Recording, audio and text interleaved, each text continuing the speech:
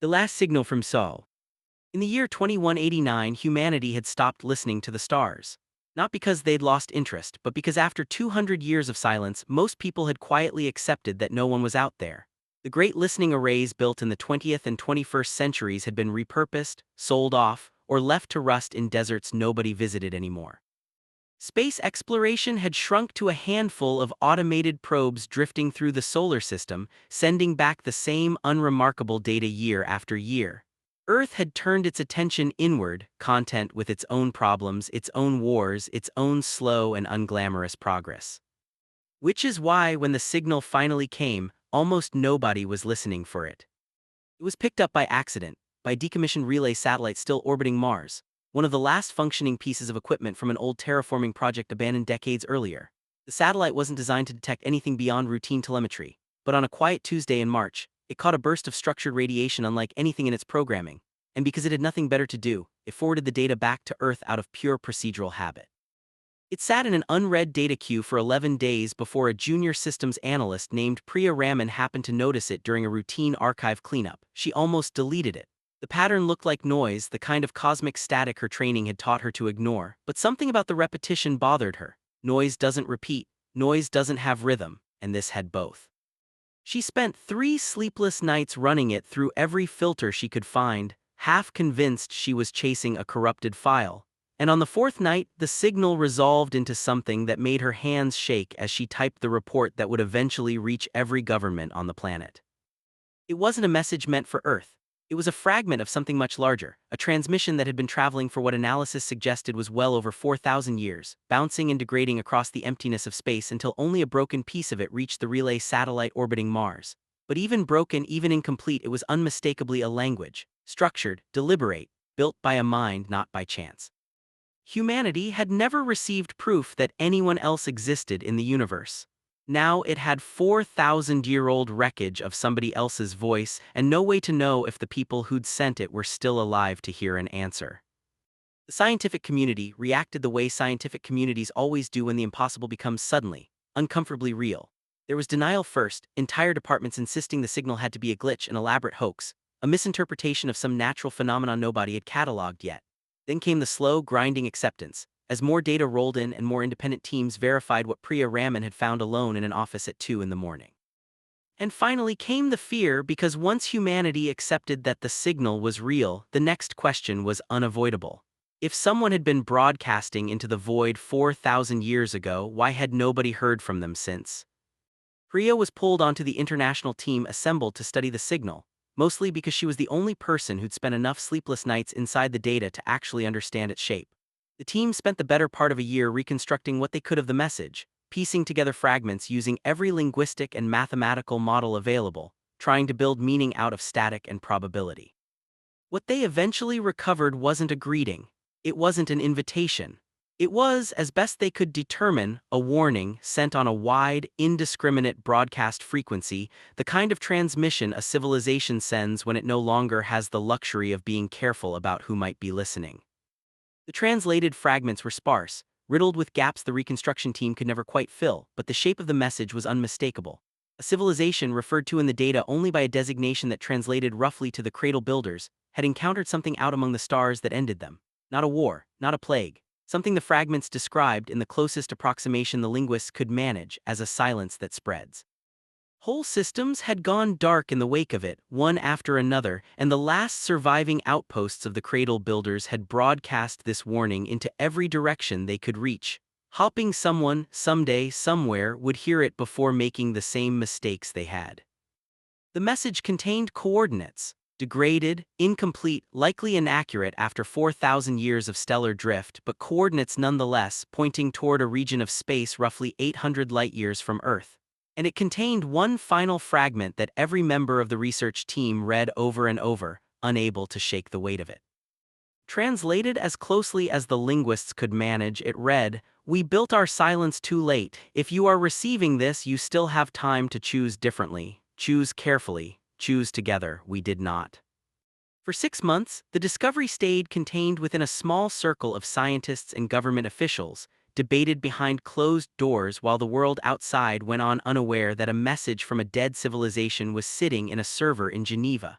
The argument wasn't about whether the signal was real anymore. It was about what to do with it.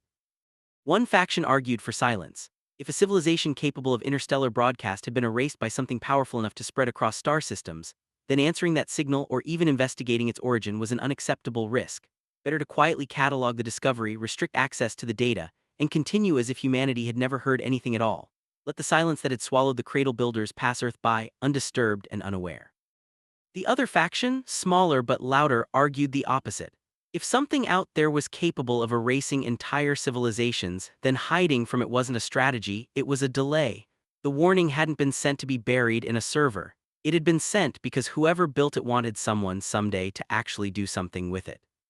Ignoring a 4,000-year-old plea for help, sent by a species desperate enough to broadcast blindly into the dark with no expectation of reply, felt to this faction like a moral failure Earth would have to answer for eventually, one way or another. Priya found herself, somewhat to her own surprise, standing firmly in the second camp.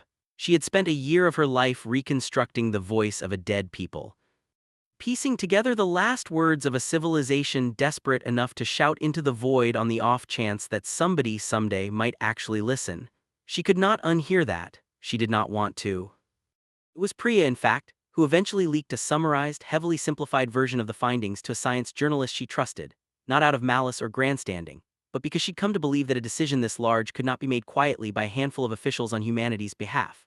If Earth was going to choose silence or send an answer into the dark, she believed every person on the planet deserved to know the choice was being made at all.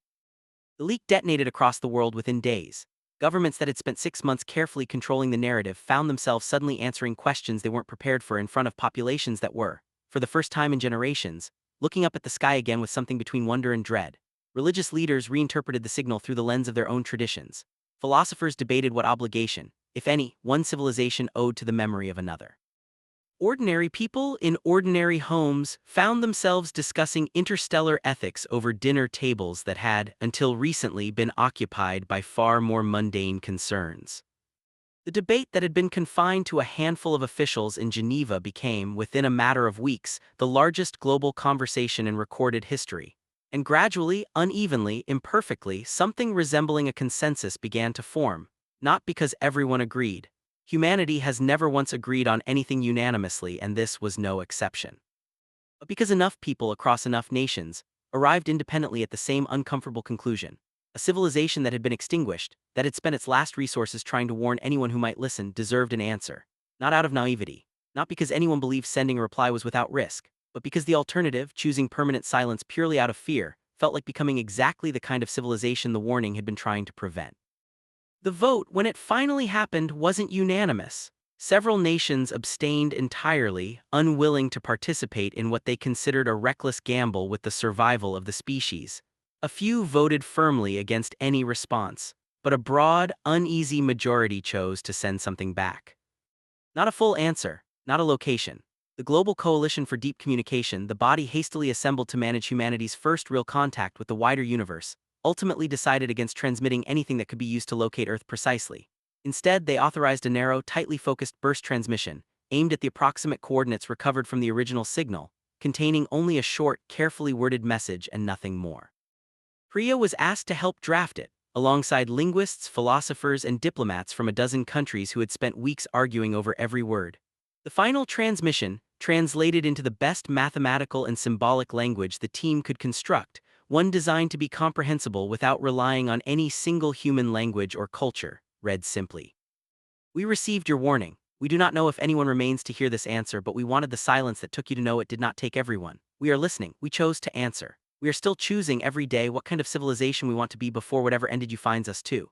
If you are still out there in whatever form remains, know that your warning was not wasted. It reached someone. It changed something. That is not nothing." The transmission was sent on a quiet morning in autumn, from 3 separate arrays positioned across 3 continents, timed to fire simultaneously in a small, symbolic act of unity that felt, to the people who organized it, more important than anyone wanted to admit out loud. There was no ceremony broadcast to the world, no countdown, no fanfare. Just a signal leaving Earth, carrying the answer of one civilization to the last words of another that had died with no way of knowing if anyone would ever reply. Given the distance involved, no one alive that day would ever know if the message arrived, or if there was anyone left out there to receive it. 800 light-years meant 800 years of travel time at minimum before the signal reached its target, and another 800 years before any possible reply could return, assuming a reply was even possible, assuming anyone or anything remained at those coordinates capable of sending one. Priya, decades later, long after she had retired from active research and taken up a quieter position teaching graduate students about the early years of the signal's discovery, was often asked by her students why it had mattered so much to send an answer that neither she nor anyone she knew would ever live to see received. She always gave some version of the same answer. She would tell them that the cradle builders hadn't broadcast their warning because they expected a reply within their own lifetimes. They'd broadcast it because they understood something that took humanity considerably longer to accept, that some choices aren't made for the people making them. They're made for whoever comes after, whoever inherits the consequences of the decision, whoever benefits from a warning nobody was obligated to send, or a reply nobody was required to answer. She would tell them that the true weight of the cradle builder's final message wasn't really about the silence that had ended them. It was about the choice they made in their last moments, to reach outward instead of simply enduring in isolation until the end came. And she would tell them that humanity's answer, small and symbolic and unlikely to ever be received by anyone, mattered for exactly the same reason, not because it guaranteed safety. Not because it solved the mystery of what had erased an entire civilization 800 light-years away, but because it was proof, logged permanently in humanity's own historical record, that when faced with the option to hide in comfortable silence or answer a stranger's desperate call for connection, humanity had chosen, however imperfectly, however uncertainly, to answer.